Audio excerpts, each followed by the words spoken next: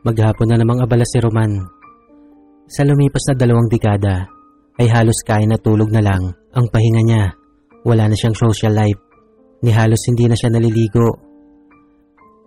Matagal na nagsara ang isang malaking electronic company na siya mismo ang may-ari at nagpapatakbo. Sa katunayan, ang kumpanya na yon ay isa sa mga nangunguna sa buong bansa. Magmula nang mamatay ang kabiyak niya sa isang aksidente, ay tila nawala na ng gana sa buhay si Roman. Hindi na siya muling umibig pa. Matagal na rin ang panahon nang huli siyang nakalabas sa bahay nila hanggang sa tuluyan nang naibenta ang kanyang kumpanya. Lahat na nakakilala kay Roman ay baliw na ang tingin sa kanya. Ultimo ang kanyang mga kamag-anak ay hindi na siya dinadalaw sa kanyang tahanan. Maging ang mga tauhan niya sa bahay ay isa-isa na rin nagsisipag-alisan. Maliban na lang kay Mang Berto na matagal na nalang katiwala. Bukod tanging ang matanda na lang ang nakakaunawa sa kanya at nagmamalasakit. Malakas ang kutob ni Roman. Konti na lang ay magtatagumpay na siya sa kanyang ginagawa. Gumana ka! Gumana ka! Hindi maaaring hindi! Pakiusap! 20 taon na ako sumugal sa'yo! Hindi! God damn it!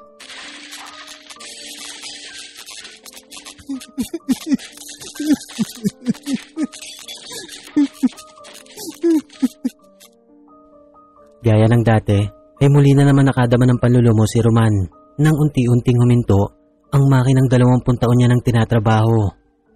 Halos buong kayamanan niya ay dito niya na binuhos. Hindi lang pera, kundi ang halos kalahati ng kanyang buhay. Isang scientist si Roman, at dahil sa mga kakaibang imbensyon niya, ay mabilis siyang yumaman at umasenso hanggang sa nakapagtayo na siya ng sarili niyang kumpanya. At dahil nga sa sobrang pagkaabala sa buhay, ni minsan ay hindi siya nagkaroon ng panahon sa pag-ibig. Puro pag-aaral at trabaho lang ang kanyang inaatupag hanggang sa dumating na nga sa buhay niya si Cristel. Sinubukan niya namang iwasan ang dilag, ngunit hindi siya nakatakas sa pana ni Cupido hanggang sa wala na siya nagawa kundi umibig dito. Hindi nagtagal ay nagtagumpay naman siya na makamit ang matamis na oo ng dalaga hanggang sa tuluyan na nga sila nagpakasal.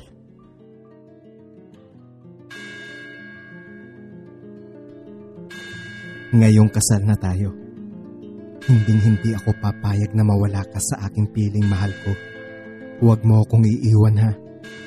Ha? Ba't naman kita iiwan? Pangako, mahal ko. Kasama mo ako hanggang sa pagtanda. Pangako din, mahal ko. Gagawin ko ang lahat. Huwag lang tayong magkahiwalay. Mula nga ng gabing yon, ay walang araw na hindi nila pinagsaluhan ang tamis ng pag-iibigan. Habang tumatagal, ay lalong tumatatag ang kanilang pagsasama. Hindi man sila binihiyaan ng anak, ay hindi nabawasan ang pagtingin nila para sa isa't isa.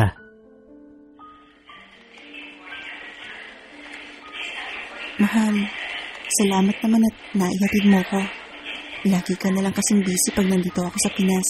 Mahal, sorry na. Alam mo namang sandamakmak ang meetings ko. Don't worry. Bukas na bukas din susunod ako. Okay? Mahal na mahal kita, Roman. Mahal na mahal din kita, Cristel.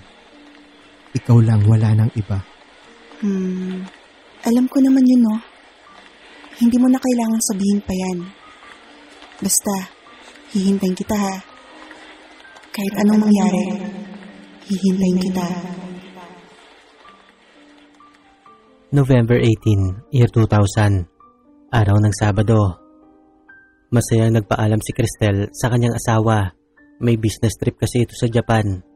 Siya kasi ang CEO sa kumpanya nila sa nasabing bansa, kaya halos gawin itong kapitbahay ang bansang Hapon.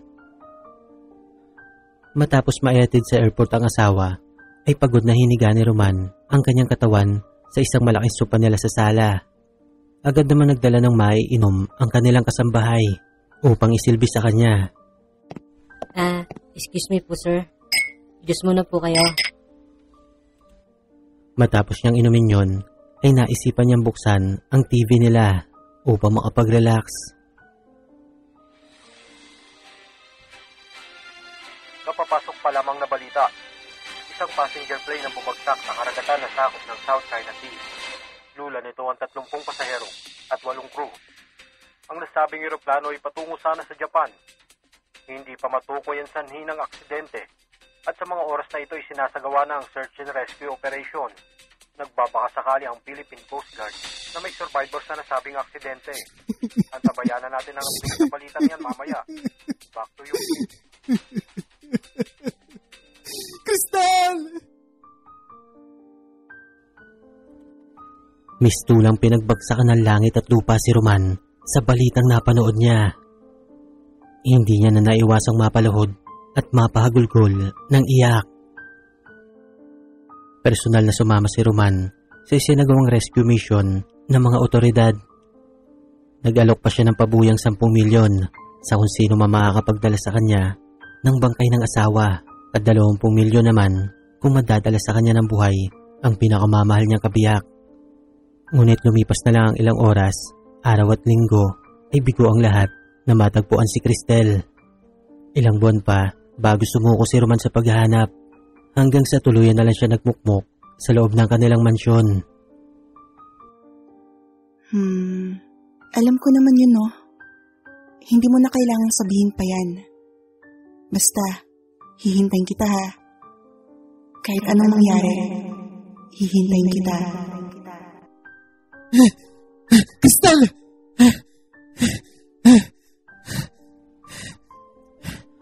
Muli na naman pinangungot si Roman. Laman ng panaginip niyang yon ang pinakamamahal niyang asawa. Hindi niya na malaya na nakatulog na pala siya sa kanyang laboratorio. Agad siyang napabalikwas ng bangon nang makarinig siya ng tila isang alarm clock. Ngunit para sa kanya ay isa itong tunog na tila nagmumula sa langit.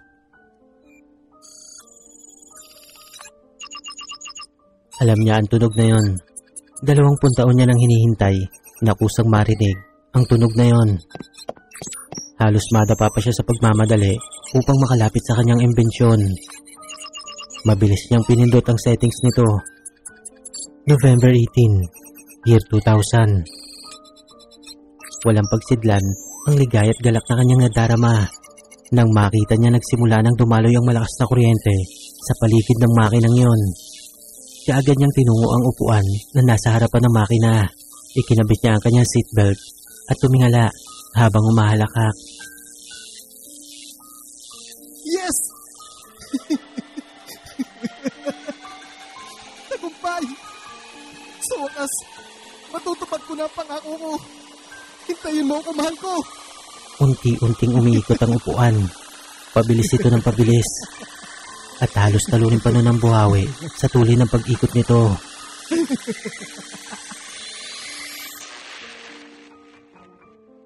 Mahal? Mahal, ano nangyari sa'yo? Bakit tumudugo ang ilong mo? Binabangungot ka? Ilang segundong hindi nakagalaw si Roman. Hindi siya makapaniwala. Pero totoo, nasa harapan niya na ngayon ang pinakamamahal niyang asawa. Mahal, okay ka lang? Halika, gagamutin ko yung ilong mo. Siguro, dapat magpa-check up ka. Crystal! Mahal ko! Oh, bakit? Bakit ka umiiyak? Mahal, what's the matter? May problema ka ba? Imbis na tumugon sa mga katanungan nito, ay mabilis niyang hinagkan at sinibasib ng halik si Cristel. Roman, ano ba? Kadiri naman eh. Luko, nagkalat na yung dugo. Teka, punasan nga natin. Saglit na bumitaw ang kanyang asawa upang kumuha ng towel na ipampupunas sa duguan niyang ilong. Napalingon si Roman sa malaking salamin ng kanilang aparador. Hindi niya na napigilang mamangha nang makita niya ang kanyang sarili sa salamin. Tila bumata siya. Mula sa edad na 50 ay tila nagmukhang 30 siya ulit. Pakiusap, Crystal. Don't leave me again, please. Ano bang sinasabi mo? Last week pa tayo magkasama. Sorry, mahal. Miss na kasi kita eh. Teka, magtapat ka nga. Is there something wrong? Umamin ka, Roman. May kasalanan ka bang ginawa? Kinakabahan ako dyan sa kinikilos mo ah. Wala. Eto naman. Naglalambing lang ako eh. Ikaw talaga. Hindi ka na nawalan ng pakulo. Araw-araw mo na lang akong pinakikilig eh. Halika nga dito. Kaya mahal na mahal kita eh.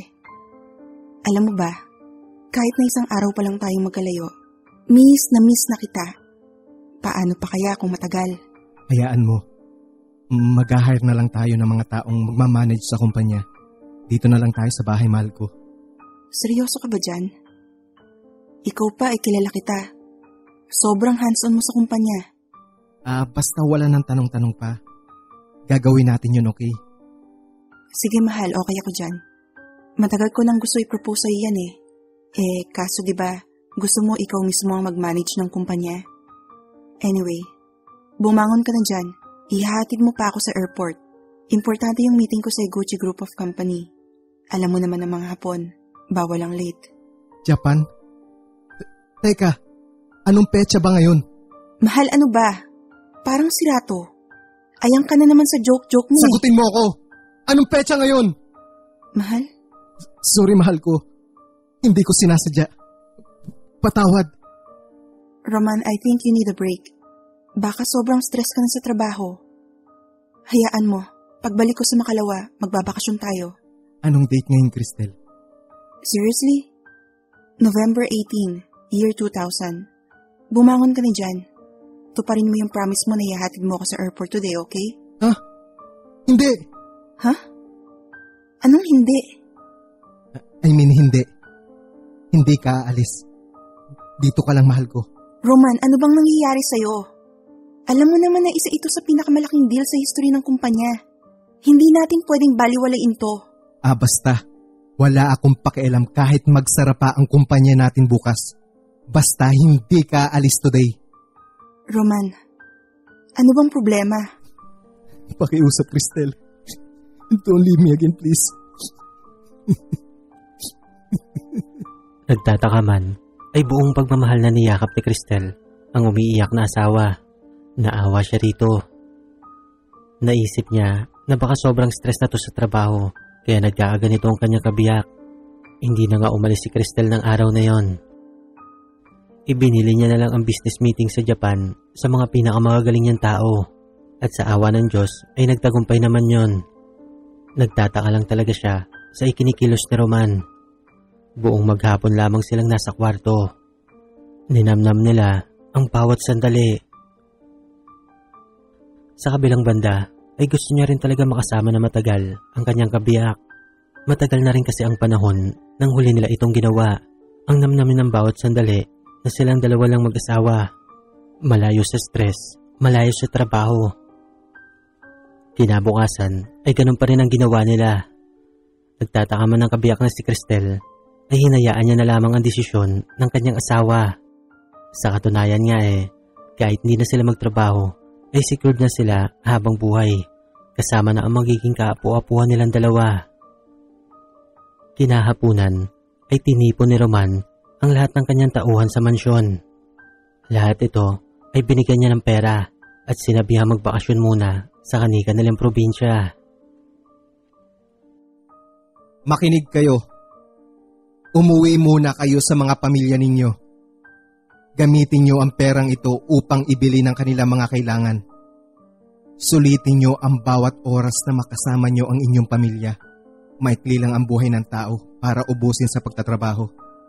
Sulitin nyo ang bakasyon na to. Mag-iingat kayo.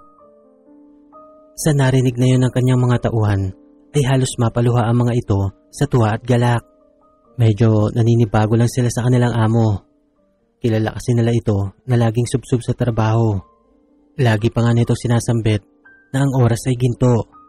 Ngayon nga ang ginto na yon ay ipinamahagi sa kanila ng kanilang buting amo na si Roman. Kinagabihan ay siya mismo ang naghanda ng kanilang hapunan. Niluto niya ang lahat ng paborito ng kanyang asawang si Cristel. Mahal, naiiyak tuloy ako O bakit naman, mahal ko? Kasi matagal-tagal na rin na panahon nang huli mo akong pinagluto ng mga paborito ko. Sorry, mahal. Promise babawi ako. Gusto mo araw-araw ko pang lutuin ang mga to eh. I love you. I love you too. Muli na lang pinagsaluhan ang init ng kanilang pagmamahalan. At dahil silang dalawa lang ang tao sa mansyon, ay kung saan sulok nila ginawa ang mga bagay na yon. Sa swimming pool, sa salas, at sa kanilang kwarto, lahat ng hindi nila nagawa dati ay kanilang sinubukang gawin. At lalo pa sila nag-init dahil nadagdagan ng thrill ang kanilang pagmamahalan. Masaya na lang pinagsaluhan ng magdamag hanggang sa makatulog na sila pareho. 3:00 ng madaling araw nang maalimpungatan si Roman. Nakarinig kasi siya ng kaluskos na tila nagmumula sa kabilang kwarto. Katabi lamang yun ang kanila silid. Kinabahan siya ng gusto nang maalala niya na silang dalawa lamang mag-asawa ang naroroon sa mansyon ng mga oras na yon. Dahan-dahan siya bumangon sa pagkakahiga. Iniwasan niyang magising ang kabiyak. Ayaw niya kasing matakot ito. Akmang pipihitin niya na ang seradura ng pintuan nang maramdaman niyang dumampi sa kanyang leeg ang isang matalim na bagay. Pare, huwag kang magkamaling kumilos sa masama kung gusto mo pa mabuhay. Hindi na nakagalaw pa si Roman nang may marinig siyang tinig mula sa kanyang likuran. Sino kayo? Ano kailangan nyo? Nasaan ang kadero? Pati ang mga alas nyo? Nasa aparador. Kunin nyo na po ang lahat. Huwag nyo lang po kami sasaktan. Pakiusap. Magaling. Ngayon, buksan mo na. Siguraduhin mo lang nandyan lahat ha. Kung hindi, buhay nyo magiging kapalit. Mabilis, ngunit maingat na binuksan ni Roman ang kanilang kahadiyero. Butil-butil ang pawis niya na tumatagaktak habang isinasagawa ang mga bagay na yon. Ayaw niya makalikha ng anumang ingay na ikagigising ng kanyang asawa, pero sa sobrang panginginig at pagkataranta ay nagkamali siya ng pindot ng code ng bolt, kaya't agad na nag-alarm ang kahadiyero. Kasunod nun ang pagpalikwas ng bango ni Cristel. Nanlaki ang mga mata nito sa kanya nasaksihan. Nakita niya kasing nakalahod ang kanyang asawa habang may patalim na nakatutok dito. Nagmumula yon sa isang lalaki na nakasuot ng pawang itim. Hindi na napigilan ng ginang ang pagkasindak, kaya tuluyan na itong nagsisisigaw. Sa puntong yon ay nakakuha ng pagkakataon si Roman upang agawin ang patalim ng kawatan.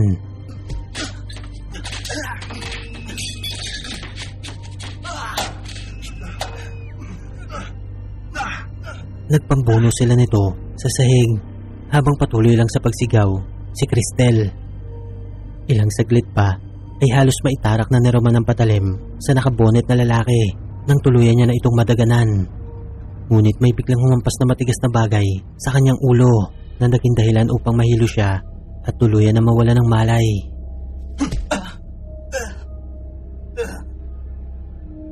Nang imulat niya ang kanyang paningin ay nalalabo pa ito, pero naaaninagan niya ang kanyang pinakamamahal na asawa. Nakaliyad ang ulo nito sa laylayan ng kama habang lumuluha. Blankong-blanko na ang itsura nito na animoy wala na sa sarili. Sinikap niyang iangat ang kanyang paningin at unti-unting bumangon. Pero gano'n na lang ang kanyang pagkagimbal nang makita niyang ang isang lalaki ay nakapatong sa kanyang asawa. Nagpapakasasa ito sa hubad ng katawan ng kanyang kabiyak, habang ang isang lalaki naman ay nakatayo sa likod nun na tila asong ulol na naglalaway habang pinapanood ang kamunduhang ginagawa ng kanyang kasama. Mga hayop kayo! Itigil niyo kahayupan niyo!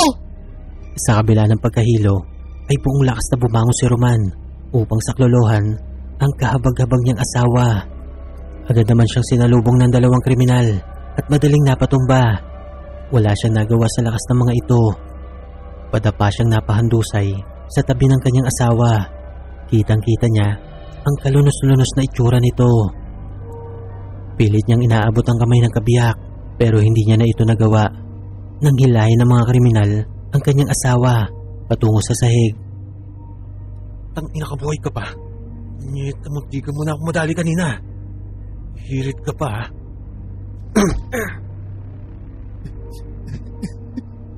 Parang awa nyo na. Itigil nyo na yan, pakiusap. Kunin nyo na ang lahat. Huwag nyo lang kami papatayin. Ano kami, tanga? Alam namin kung gaano ka kayaman. Kayang-kaya mo kami balikan. Isa pa, nakilala na kami ng asawa mo eh. Kaya, pasensyahan na lang. Ang tanga-tanga mo kasi. Pinaalis mo ba naman lahat ng mga tao dito sa mansyon eh? Kaya ngayon, amin na ang pera at alahas nyo. Matitikpan pa namin ang asawa mo.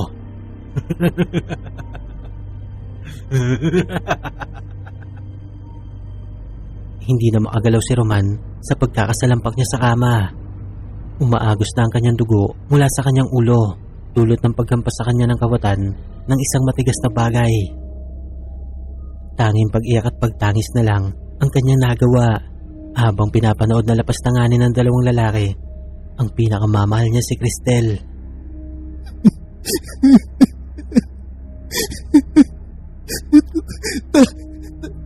Tama na.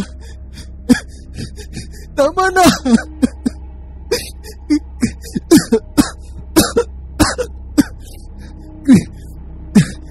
Cristel! Matapos magparaos ng dalawang demonyo, ay walang pag-aalinlangan na ginilitan ng isa sa kanila ang asawa niya si Cristel. Muli ay mistula na namang pinagbagsakan ng langit at lupa si Roman. Nang mga sandaling yon, tuluyan na naubos ang kanyang luha at lakas sa sobrang kapighatian. Maya-maya ay lumapit ang dalawang kriminal sa kanya at bago niya paipikit ang kanyang mga mata, ay nadama niyang sunod-sunod pa siyang inundayan ng saksak sa likuran ng dalawang kriminal na yon. Halos hindi niya namadama ang sakit na yon dahil tuluyan nang namanhid ang kanyang buong pagkatao.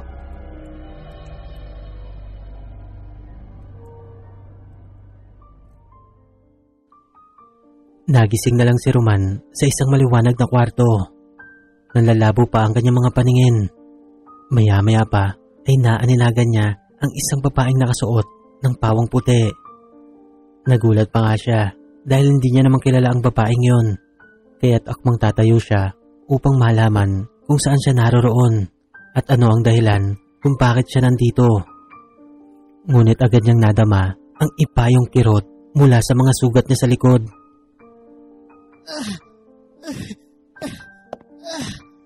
Sir, huwag niyo muna pong piliting kumilos.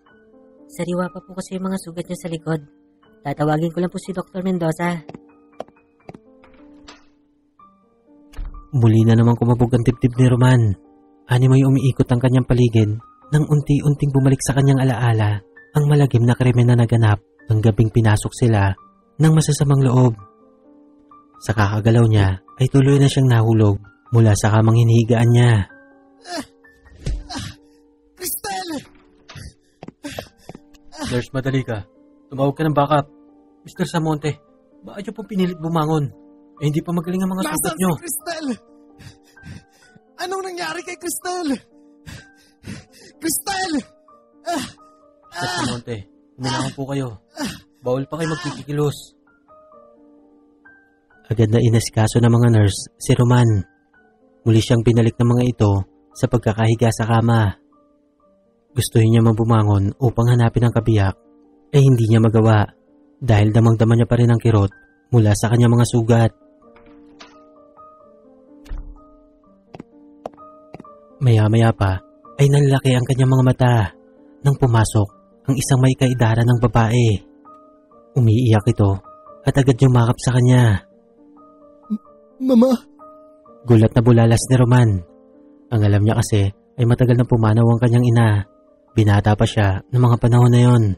Nagkaroon ito ng sakit na cancer at maaga rin siya naulila sa ama. Nang pumanaw ito, noong 6 na taong gulang lamang siya. Kinitil nito ang sarili niyang buhay. Mama! Buhay ka! Anak, ano ba sinasabi mo? Oo, buhay ang mama. Nandito lang ako sa tabi mo. Magpakatatag ka, anak. Ma? Si Cristel. Nasaan na si Cristel? Nasaan na ang asawa ko, Mama? Anak, Wala na si Cristel. Ma, hindi! Hindi. Anak, tataga naman ang sarili mo. Nandito lang si Mama. Ma, sabihin mo hindi ito totoo. Hindi! Halos madurog ang puso ng kanyang ina sa sobrang awa na dadarama sa sinapit ng kanyang anak. Lumipas ang ilang buwan ay tuluyan nang gumaling si Roman. Nakalabas na rin siya ng ospital. Gaya ng dati ay halos lunurin niya ulit sa alak ang kanyang sarili. Muli na naman siyang nilamon ng kalungkutan. Isang umaga ay may namuong ideya sa kanyang isipan. Oo, muli siyang gagawa ng isang makina na may kakayahang maglakbay patungo sa nakaraan. Sa likod ng kanyang isipan ay may nagsasabing huwag sumuko at patuloy na lumaban. Sa pagkakataon na ito ay pihadong hindi na siya mahihirapan na muling gumawa ng time machine. Kabisado niya na kasi ang formulation ng mga kemikal at kombinasyon ng mga pyesa nito. Kung kaya't kampante na siya na hindi na siya mahihirapan pa. Mabilis nang tinungo ang kanyang laboratorio. Medyo maalikabok na nga sa paligid nun at sa kakahalungkat niya ng kanyang mga kagamitan ay nagulat siya sa kanyang natagpuan. Isang malaking makina na napapalot ng lona. Pumakas ang ngiti sa mga labi ni Roman nang tumambad sa kanya ang kanyang time machine. Hindi niya malaman kung paano at kung bakit, pero nandun lang yon sa kanyang laboratorio at nakasinop. Wala nang inaksayang sandali si Roman at agad niya itong pinagana. Muli niya sinet ang date, November 18, year 2000.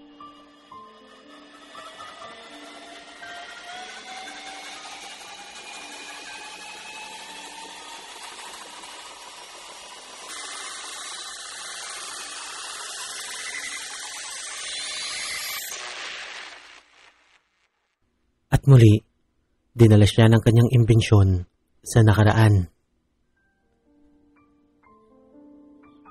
Anak, tanghali na. Bumangon ka na. Kanina pa natunog yung alarm clock mo. Pumasok na ako dito para gisingin ka. Baka kasi may business meeting ka eh. Mama? Alam ko anak, responsable ka. Lalo na sa profesyon mo. Nagtataka nga ako at tanghali ka na ng gising eh. Kaya pumasok na ako dito sa loob. Ma, nasan si Cristel? Cristel? Sinong Cristel? Ikaw anak ha? Naglilihim ka na sa akin ha? Sino yung Cristel na yan ha? Girlfriend mo ba yan? Dito ba siya natulog? Ikaw anak ha? Nagtatampo na ako sa'yo. Hindi mo man lang pinakilala sa akin yung girlfriend mo. Ma, ano ba yung sinasabi niyo? Asawa ko si Cristel. Anak, ano ba yung sinasabi mo? Wala ka pang asawa. Binata ka pa. Hindi ko alam kung sino man yung Cristel na sinasabi mo. Ma, anong petsa ngayon? Roman, ano ba nangyayari sa'yo? Kung joke lang yung mga ginagawa mo abay hindi nakakatuwa. Ma, anong date ngayon? Roman, iho, ano bang meron sa petsa at tinatanong mo? Ma, sagutin mo ang tanong ko. Gulong-gulo si Roman sa mga tagpong yon. Pero isa lang ang natitiyak niya. Merong nangyari na hindi naaayon sa plano niya.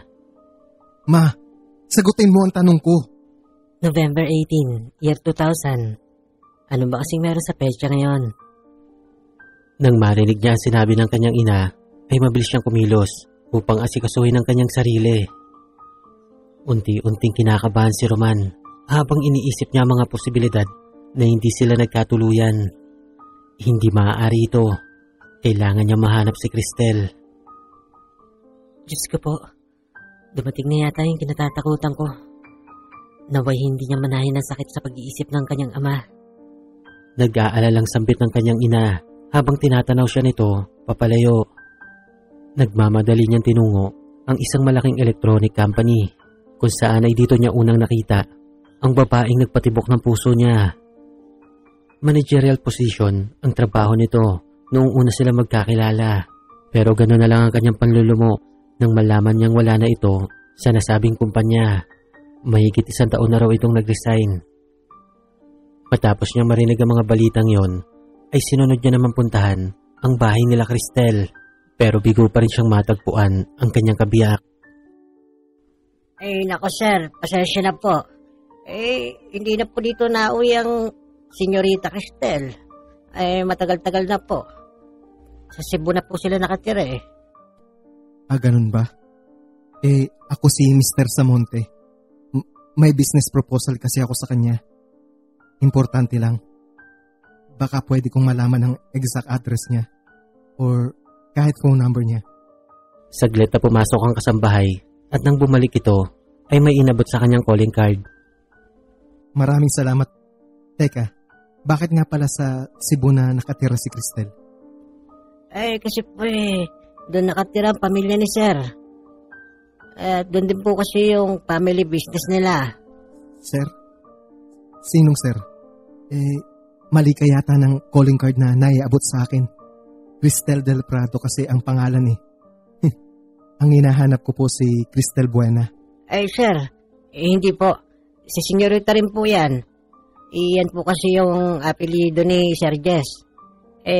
Mag-asawa na po sila. Kaya Del Prado na po ang ginagamit niya. Halos mabingi si Roman sa mga sinambit ng kasambahay at ang mga sunod na salita nito ay halos hindi niya na marinig pa. Kusa niyang nabitiwan ang calling card na hawak niya. Dinampot naman niya ng kausap niya at muling inabot sa kanya at ilang saglit pa bago siya nahimasmasan. Muli ay tinanong niya ang kasambahay pero ganun pa rin talaga ang sagot nito. May asawa ng iba, ang pinakamamahal niyang babae. Nanlulumo siyang bumalik sa kanyang sasakyan. Hindi. Hindi ito totoo. Hindi pwede to.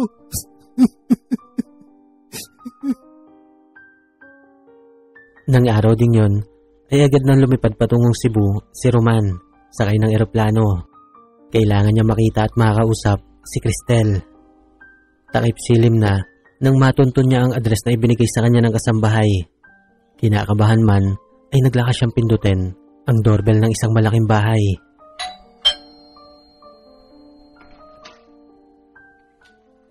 Roman? What are you doing Cristel! Cristel, mag-usap tayo please. Roman, ano bang kailangan mo? Gabi na. At isa pa, paano mo nalaman tong bahay namin? Cristel, mahal ko. Hindi mo na ba ako natatandaan? Mahal kita at mahal mo ko. Nagmamahalan tayo. Roman, ano ba yung sinasabi mo? Matagal na tayong tapos. Ano bang pumasok sa isip mo at ginugulo mo pa ako? May asawa at anak na ako. Please. Sabihin mong hindi totoo yan. Tayong dalawa ang itinadhana. Kaya hindi pwedeng mapunta ka sa ibang lalaki. Nangako ka sa akin, Cristel. Nangako ka. Roman, umalis ka na. Baka dumating na si Jess at makita ka pa dito. Cristel, please. Huwag mo namang gawin sa akin to. Hindi mo na ba ako natatandaan na mahal mo ko? Roman, matagal na tayong tapos. Oo, dati minahal kita pero dati yun. At isa pa, matagal na yon. Cristel, please. Umalis ka na. Huwag ka nang manggulo pa. Huwag mong guluhin ang pamilya ko. Cristel, hindi pwede to. Tayo ang itinadhana. Akin ka. Roman, kapag hindi ka pa umalis, tatawag ako ng pulis. Pero Cristel, ako ang mahal mo. Hindi siya. Huwag mong lukuhin ang sarili mo. Nasisiraan ka na. Si Jess ang mahal ko at hindi ikaw. Roman, please. Tinatakot mo na ako eh. Umalis ka na. Nagmamadaling tumalikod si Cristel at naglakad papasok ng bahay habang si Roman naman ay halos wasakin na ang gate. Cristel, huwag mong gawin sa akin to. Lumabas ka dyan. Kausapin mo ko. Nagulat si Roman nang biglang may bumusina sa kanyang sasakyan mula sa kanyang likuran. Kasunod nun, ang pagpapa ng isang lalaki at bahagya itong lumapit sa kanya. May tangan itong baril. Hoy, sino ka? Anong kailangan mo? Bakit nagwawala ka dyan sa tapat ng bahay ko? Wala. Pasensya na pare. Nagkamali yata ako ng bahay. Umalis ka na. Bago ka pasamain sa akin. Wala nang nagawa si Roman, kundi lisanin ang lugar na yon. Kinabukasan ay muli siyang bumalik. Nag-abang siya sa labas ng bahay nila Cristel. Nagtago siya sa isang malaking puno. At lumipas pa ang ilang oras. Bago niya pa natanaw, napapalabas na si Cristel. Sakay ito ng isang kotse. Nagmamadali niya itong sinundan gamit ang sasakyan na inarkila niya. Maya-maya pa ay narating na nga nila ang isang mall. Humanap ng tiyempo si Roman upang makausap ang babae. Noong una ay nagulat ito at akmang tatakbo pa nga. Pero kalaunan ay pinagbigyan din siya nito sa pakiusap niyang hindi rin siya magtatagal. Doon na nagpaliwanag si Cristel kung bakit sila nagkahiwalay. Pinili na lang pala nito noon na lumayo dahil mas pinahalaga ni Roman ang kanyang trabaho. Ganoon na din ang kanyang mga imbensyon. Mahal na mahal siya nito noon, ngunit hindi niya nabigyan ng panahon. Nabaliwala niya ang lahat hanggang sa nakilala nga nito ang lalaking na pangasawa niya. Hindi na nila may babalik pa ang nakaraan. Iba noon at iba na ngayon. Ipinamukha sa kanya ni Cristel na kailangan niya nang tanggapin ang tadhana. Ano mo'y binuhusan ng malamig na tubig si Roman sa kanyang mga narinig. Bakit nagkaganon? Hindi niya lubos maisip kung papaano nangyari ang mga bagay na yon. Aminado naman siya na subsub siya dati sa trabaho, pero malabo niyang ipagpalit ang babaeng pinakamamahal niya sa kahit anong bagay dito sa mundong ibabaw. Hindi na nakuha pang pigilan ni Roman si Cristel nang tuluyan na itong tumayo at naglakad papalayo. Ilang minuto rin siyang natulala habang pinagmamasdan si Cristel na unti-unti nang lumalayo sa kanya hanggang sa maglaho na ito sa kanyang paningin. Habang nagbubulay-bulay ay may pumasok sa kanyang ideya. May pangako siyang binitiwan at hindi siya pwedeng sumuko. Kahit pa sa pagkakataong ito ay hindi na tinupad ng babaeng pinakamamahal niya ang sumpaan nila sa isa't isa. Ipaglalaban niya pa rin ang kanilang pag-iibigan. Nagmamadaling bumalik sa Maynila si Roman. Kailangan niya maglakbay muli patungo sa nakaraan. Wala na siyang inaksayang oras at dali-daling sumakay sa kanyang time machine. Muli niyang pinindot ang time destination settings. At sa pagkakataong ito ay sinubukan niya mag-adjust ng isang araw. Baka sakaling magbago ang tadhana. November 17, year 2000.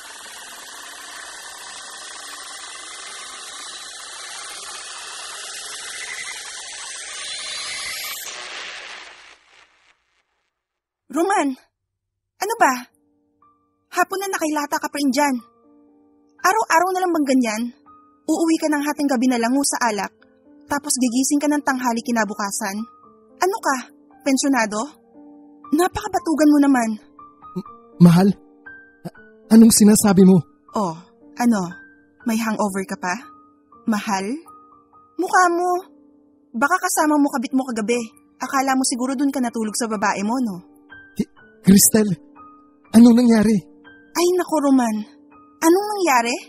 Ako dapat magtanong sa'yo niyan eh. Anong nangyari sa'yo? Bakit ka nagkaganyan? Hindi na ikaw ang Roman na nakilala ko. Pinagsisisihan kung ikaw pa ang pinakasalan ko. Nagtataka man, ay kaagad na niyakap ni Roman ang pinakamamahal niyang asawa. Hinalikan niya ito, pero mabilis itong pumalag at itinulak siya. Ano ba, Roman? Kakagising mo lang, yan agad ang gusto mong atupagin? Wala ka nang maipakain sa mga anak mo, dadagdagan mo pa.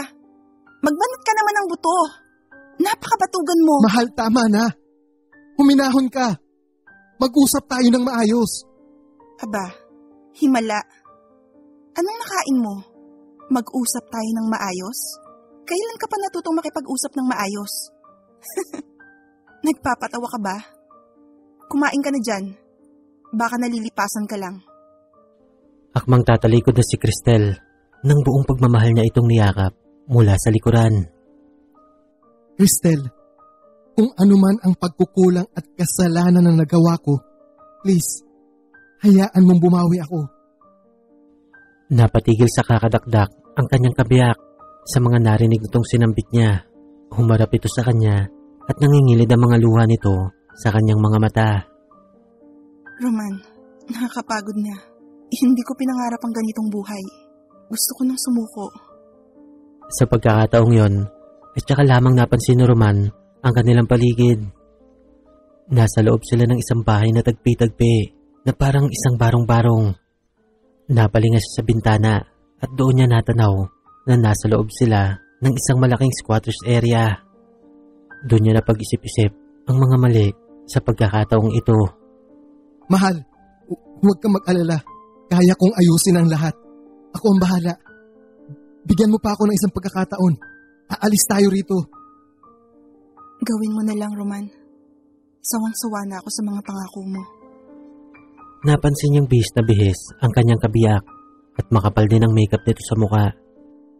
Teka, bakit ganyan ang suot mo? Saan ka pupunta? San pa? Di maghahanap buhay. Ayoko na umasa sa'yo, Roman. Ayoko mamatay ang mga anak natin na dilatang mata sa sobrang gutom.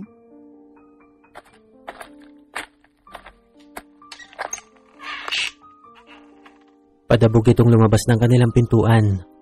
Pipigilan niya pa sana yon nang mapansin niya ang 3 bata na humihikbi. Halatang pikil na pikil ang mga ito na mapaiyak. Nakakubli ang mga yon sa isang maliit na lamesa na gawa sa kawayan. Mga anak? Napaatras ang 3 bata nang marinig ang tinig ni Roman. Halata sa mga mata ng mga ito ang ibayong takot. Mga anak, hali kayo. Lumapit kayo sa akin. Hindi na nakapagpigil pa ang mga batang yon at tuluyan ang napaiyak. Hindi pa rin lumalabas ang mga yon sa kanilang pinagtataguan. Anong nagawa ko? Hindi na napigilan ni Roman na mapaluha. Nagmamadali niyang nilapitan ang 3 bata at buong pagmamahal niyang niyakap ang mga ito. Papa, huwag niyo po kami sasaktan. Anak, hindi. Hindi kayo sasaktan ng papa. Mahal na mahal ko kayo, anak. Huwag kayong matakot sa akin. Mahal na mahal kayo ng papa. Lalong napaluha ang mga bata sa narinig na yon mula sa kanilang ama. Hindi sila makapaniwala sa mga ikinikilos nito. Hindi lubos maisip ni Roman kung ano ba ang kanyang mga nagawa. Papaano niyang hinayaan na mangyari ang mga bagay na to. Inasikaso niya ang kanilang 3 anak. Pinakain, pinaliguan at binihisan niya ang mga ito. Matapos nun ay pinatulog niya na ang mga paslit. Saglit niyang iniwan ang mga ito upang magtungo sa kanyang bahay. Kailangan niya malaman kung ano ang nangyari at kung bakit sila naghirap. Malayo pa lamang siya ay agad niyang natanaw ang kanyang bahay. Nang makalapit na siya ay may dumating na isang kotse at papasok yun sa mansyon. Hinarang niya ito bago pa tuluyang makapasok sa loob ng bakuran. Nagulat si Roman nang biglang may dumaklot sa kanya mula sa likuran. Isang malaking tao at nang lingunin niya yon ay napansin niyang isa itong gwardya. Bitawan mo ako! Lapastangan ka! Hindi mo ba ako kilala? Baliw ka ba? Sino ka ba? Ano kailangan mo sa boss ko? Sa pagkakataon na yon ay biglang bumukas ang bintana sa passenger side. Guard, sino yan? Bakit inayaan niyong makalapit dito yan? Nanlaki ang mga mata ni Roman nang matanaw niya sa loob ng kotse ang kanyang ina, pero parang hindi siya kilala nito. Mama! Si Roman to! Guard, please lang. Ilayin niyo ang lalaking yan dito at baka makapanakit pa yan. Tumawag nga kayo ng pulis. Opo, senyora. Agad nitong tinaas ang salamin ng sasakyan at tuluyan ang dumiretso sa bakuran ng mansyon. Mama! Patitigan? Tawan niyo ko! Ako si Roman! Hawakan mo, Ang pre. nag-iisang anak mo! Sabla! Hawakan mo! Bitawan niyo ko! Kulit na ito eh. Hindi na nakapalagpas si Roman nang pagtulungan siyang kalit ka rin papalayo ng 2 gwardya. Bitawan niyo ko! Uy, huwag kang pabaliw-baliw dito ha. Makinig ka. Kapag hindi ka pa umalis, ipadadampot ka na namin sa mga pulis. At subukan mo pang bumalik. Papuputukan na kita. Hindi na nakapagsalita pa si Roman at nanlulumo na lamang siya na lumakad papalayo. Na mga oras na yon ay hindi niya na alam ang gagawin niya. Wala siyang ideya kung ano ba ang tunay na naganap sa timeline na kinalalagyan niya ngayon. Muli na naman niya naisip na maglakbay pabalik, pero sa pagkakataon na to ay may isa siyang problema. Nasaan ang time machine niya? Gulong-gulo na ang isip ni Roman. Hindi niya na malaman kung ano bang dapat niyang gawin. Malungkot siyang umuwi ng bahay. Awang-awa siyang pinagmasdan ang mga natutulog nilang anak. Teka, anong oras na at bakit wala pa rin si Cristel? Muli na naman siyang nataranta sa kakaisip sa asawa. Hindi niya alam kung nasaan ito ng mga oras na yon. Napapaisip na naman siya na baka muli itong mapahamak. Sa sobrang stress ay hindi niya na namalayan na nakaidlip siya sa papag. Madaling araw na namaaalimpungatan siya sa mga kagat at bulong ng lamok. Natanaw niya si Cristel na mahimbing na ang tulog katabi ang mga anak nila. Nilapitan niya ito. Awang-awa siya sa sinapit ng pinakamamahal niyang asawa. Hinawi niya ang buhok nito at marahang inalikan ang noo. Mahal, patawad sa lahat ng kung ano man ang nagawa ko sa inyo ng mga anak natin. Pero nasisiguro kung hindi na kayo maghihirap pang muli. Nandito na ako, mahal. Ang totoong ako. Hindi ko kayo papabayaan. Babawi ako. Tinabihan niya ang kanyang asawa at unti-unting niyakap ito. Akmang ipipikit niya na rin ang kanyang mga mata nang biglang umilaw at nag-vibrate ang cellphone ni Cristel. Natanaw niya sa caller ID ang isang pangalan ng lalaki. Tumatawag ito.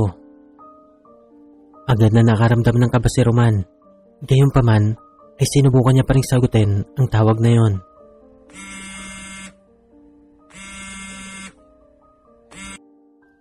Hello babe, bakit hindi ka nag-text? Sabi mo magte-text ka kapag nasa bahay ka na. Namiss ko na agad yung labi mo ah.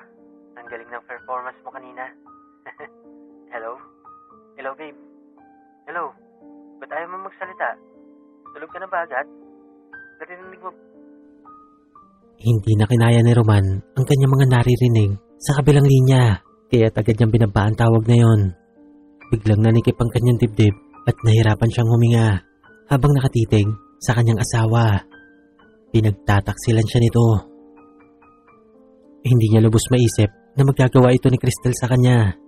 Hindi na kinaya ni Roman ang bigat na nadarama, kaya tuluyan na siyang napagulgol. Bakit nagawa mo sa akin ito, mahal ko?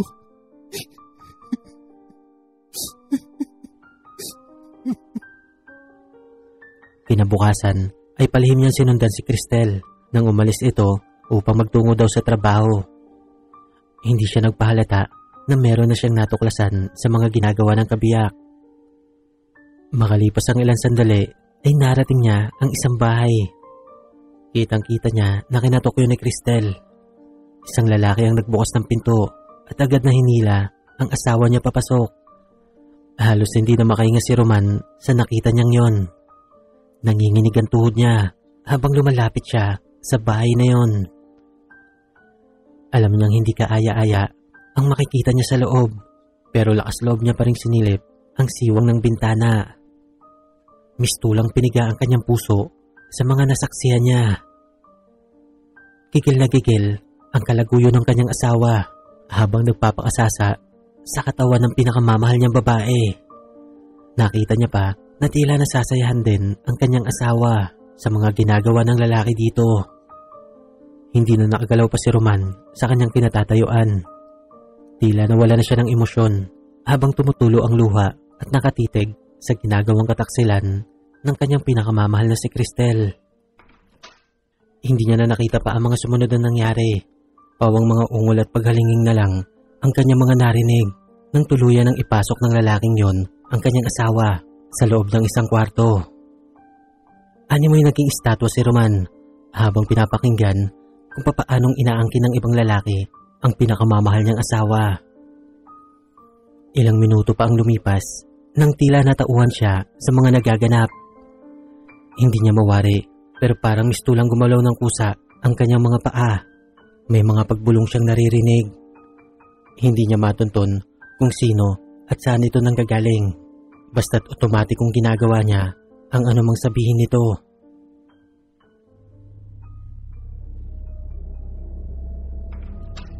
Unti-unti niyang pinihit ang seradura ng pintuan. Marahil sa pagmamadali at sobrang pagkasabik ng kalaguyo ng kanyang asawa ay hindi na nito nailak pa ang pintuan. Dahan-dahan siyang pumasok sa loob ng bahay. Sa kusina ay agad niyang natanaw ang isang napakatalas na kutsilyo. Nakadampot din siya ng isang martilyo na nasa ilalim ng lababo. Lumakad siya ng paunti-unti patungo sa silid ng kamunduhan kung saan naroon ang kanyang asawa na nagtatampisaw sa kasalanan. Bagya siyang sumilip sa siwang na nasa pintuan. Natanaw niyang nasa kama ang dalawa. Nakapatong ang lalaking yon sa kanyang kabiyak. Buong lakas nitong inaangkin ang pagkapapae ni Cristel. Halos mabingi na si Roman sa mga halinghing na kanina pang pumapasok sa katahimikan ng buong bahay na yon. Nagpatuloy ang mga bulong na kanina pa nag-uutyo kay Roman. Sa kalagitnaan na mainit na tagpong yon ay buong lakas na inundayan ng saksak ni Roman ang likod na bahagi ng maselang parte ng katawan ng lalaking yon.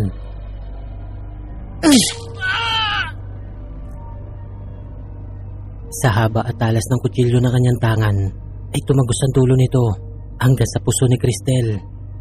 Alumpihit na bumagsak ito sa sahig mula sa kama. Nagsisisigaw ito sa ipayong sakit na nadarama.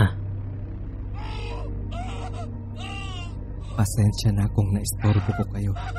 Mga hayop kayo.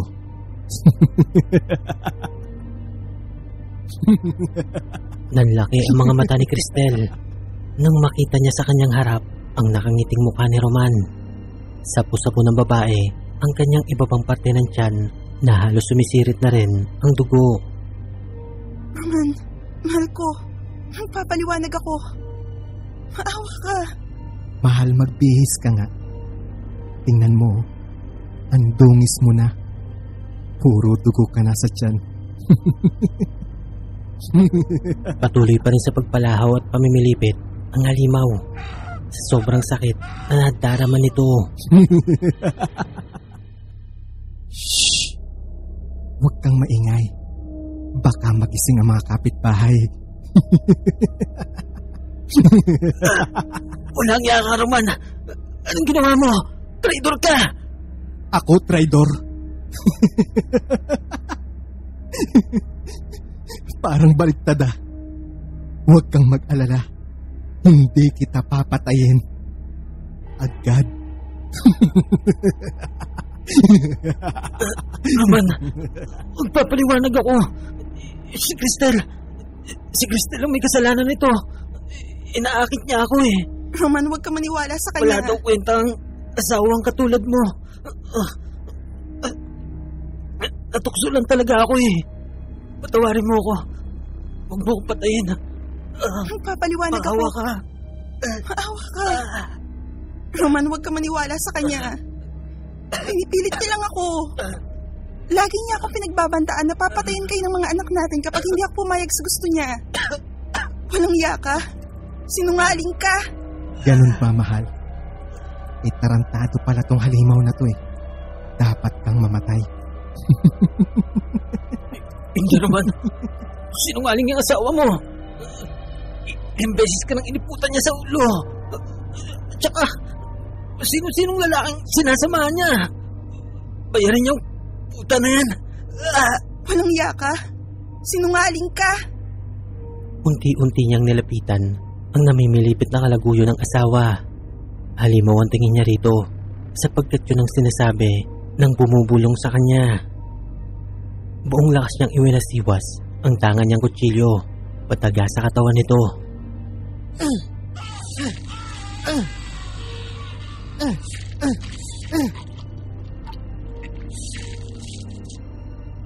Ilang beses niyang inulit yun.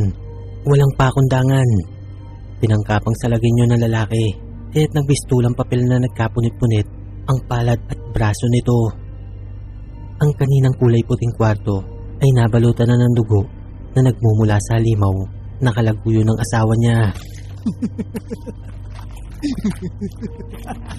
Iba yung galak ang nadarama ni Roman sa bawat wasiwas ng matalas na kutsilyo tungo sa balat ng lalaking nagpakasasa sa katawan ng pinakamamahal niyang babae. Halos hindi na ito gumagalaw nang tigilan niya. Nakahandusay ito at naliligo na sa sariling dugo. Naalala niyang may martilyo pala siyang nadampot. Kinuha niya yon at buong lakas na inihampas sa maselang bahagi ng katawan ng lalaki. Muli itong namilipit sa sakit. Sabi ko na nga ba, buhay ka pa eh. Umaating ka lang napatay. Akala mo ha. Hindi pa doon natapos ang kasiyahan ni Roman, kaya tinawakan niya ang ari ng lalaking yon at pinutol ito gamit ang matalas na kutsilyo. Sa kabila ng pagpapahirap niya rito kanina, ay nakuha pa sumigaw ng lalaki dahil sa ipayong sakit na nadarama nito.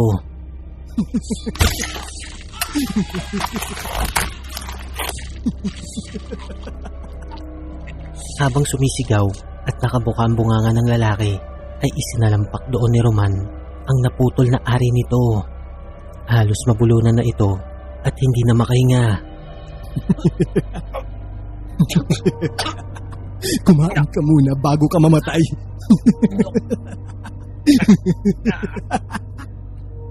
Malademonyong tawa ni Roman habang nakaupo sa isang sopa at nakadikwatro pa.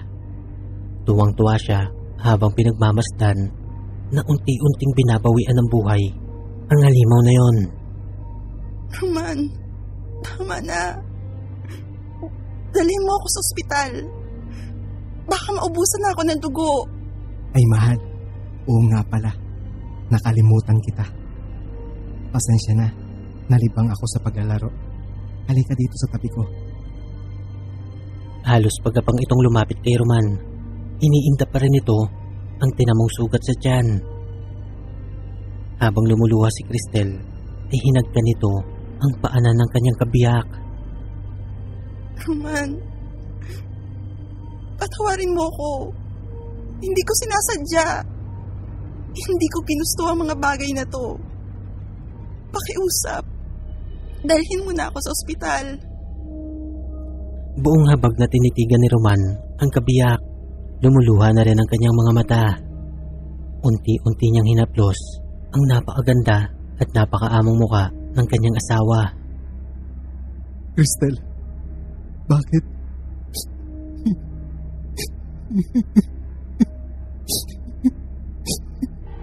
Mahal na mahal kita.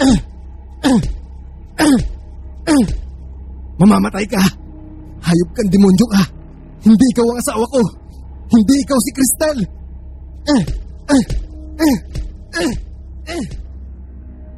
Nagkabasag-basag ang pungo ni Cristel at halos hindi na ito makilala bago pa siya tigilan ni Roman sa paghampas na ginagawa nito sa kanyang ulo gamit ang martilyo.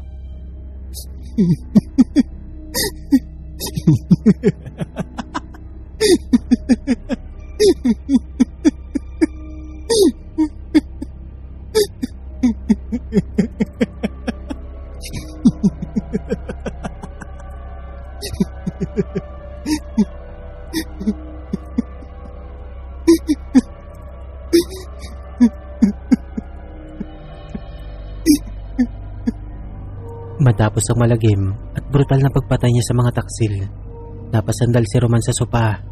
Nagsindi siya ng isang stick ng sigarilyo na kanyang nahapuhap sa isang lamesa. Pinagmasdan niya na maigi ang wala ng buhay na kanyang kabiyak. Tulala lamang siya at plangkong-plangko na ang emosyong mababanaag sa kanyang muka. Muli lamang napukaw ang kanyang atensyon nang makarinig siya ng mga pagtunog na nagmumula sa mga kotse ng pulis. Agad siyang napatayo at nataranta. Hindi siya makapaniwala sa kanyang mga nagawa.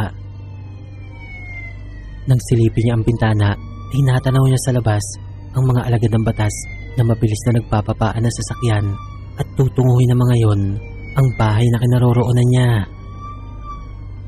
Agad na kumilos si Roman at nagtungo sa pintuan sa likod bahay. Tagumpay naman siya nakalabas sa malaimpyernong bahay na yon. Tumakbo siya ng pagkabilis-bilis at sa kung saan man siya tutungo ay hindi niya na alam. Nang mapagod na, ay saglit siya nagkuble sa isang masukal na kakahuyan. Doon ay may nabuong ideya sa kanyang isipan. Kailangan niya ulit itong subukan. Kailangan niya sumugal. Ito na lang ang natitirang paraan.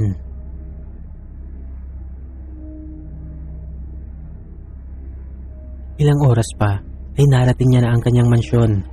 Kabisado niya ang pasikot-sikot dito, kaya't hindi na siya nahirapan pa na pasukin yon. Agad niyang tinungo ang isang kwarto kung saan ay naroroon ang kanyang laboratorio. Doon lamang siya nakahinga na maluwag nang makita niyang naroroon pa rin ang kanyang time machine.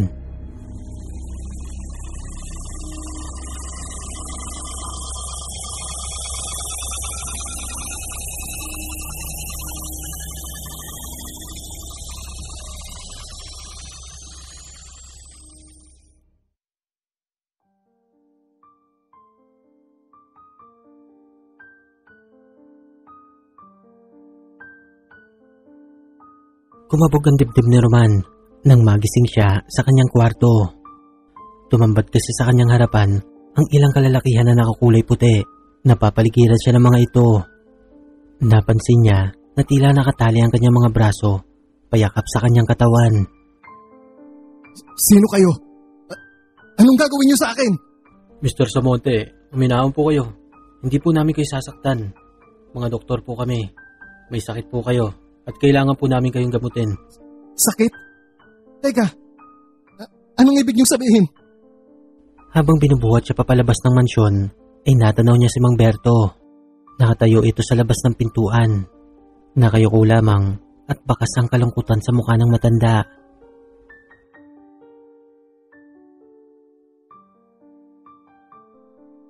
Mang Berto, anong ibig sabihin nito?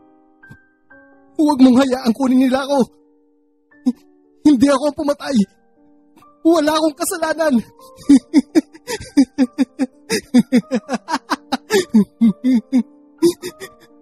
Mga halimaw sila. Wala silang karapatang mabuhay sa mundo.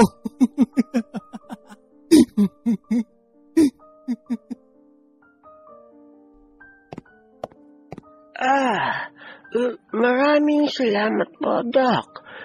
Sobrang nag-aalala na po kasi ako sa senyorito. Habang tumatagal po, lalo siyang lumalala. Halos 1 linggo na siyang hindi nalabas ng laboratory niya. Madalas ko pong marinig ang pagtawa at paghalakhak niya. Kung minsan naman po, nasigaw siya na parang may kaaway at madalas siyang may kausap. Kahit siya lang po ang mag-isa doon. Ganyan-ganyan din po ang nangyari sa kanyang ama bago po ito nagpakamatay. Huwag po kayong mag-alala, Mamberto. Gagawin po namin ang lahat ng aming makakaya para mapagaling si Mr. Samonte. Maraming salamat po, Doc. Pakiusap, alagaan niyong mabuti ang senyorito. Bantayan niyo po siyang maigi. Ayoko pong magaya siya sa kaibigan ko na kanyang ama, na si Ramon. Nang hindi na nito kinaya ang mga nakikitang halusinasyon, ay kinitil nito ang kanyang sariling buhay. Makakaasa po kayo, Mamberto. Gagawin po namin ang lahat para maibalik siya sa dati. Paano po? Mauna na po kami, Mamberto.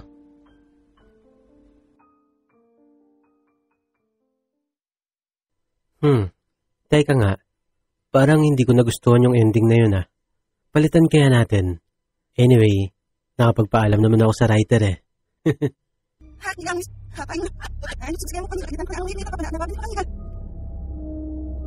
Matapos ang malagim at brutal na pagpatay niya sa mga taksil, napasandal si Roman sa sopa.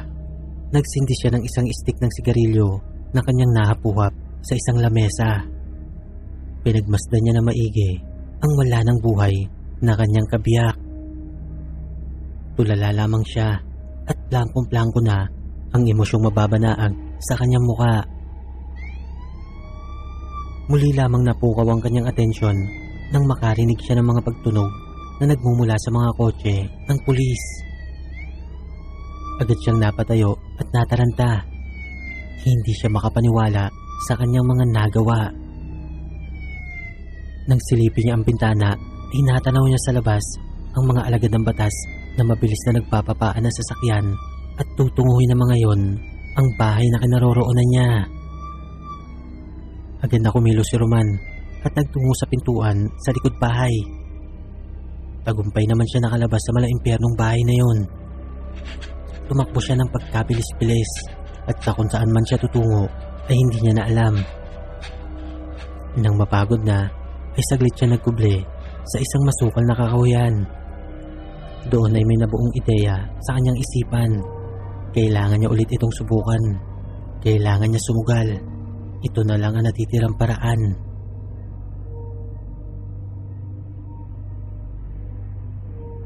Ilang oras pa ay narating niya na ang kanyang mansyon. Kabisado niya ang pasikot-sikot dito, kaya't hindi na siya nahirapan pa na pasukin yon. Agad niyang tinungo ang isang kwarto kung saan ay naroroon ang kanyang laboratorio. Doon lamang siya nakahinga na maluwag nang makita niyang naroroon pa rin ang kanyang time machine.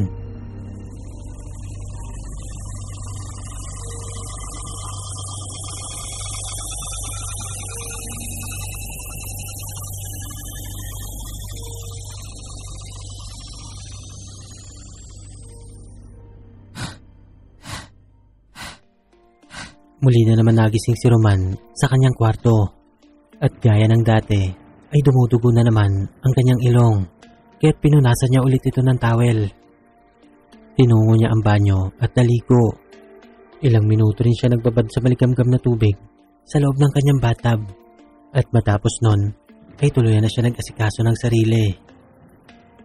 Maya-maya pa ay meron ng kumatok sa kanyang pintuan.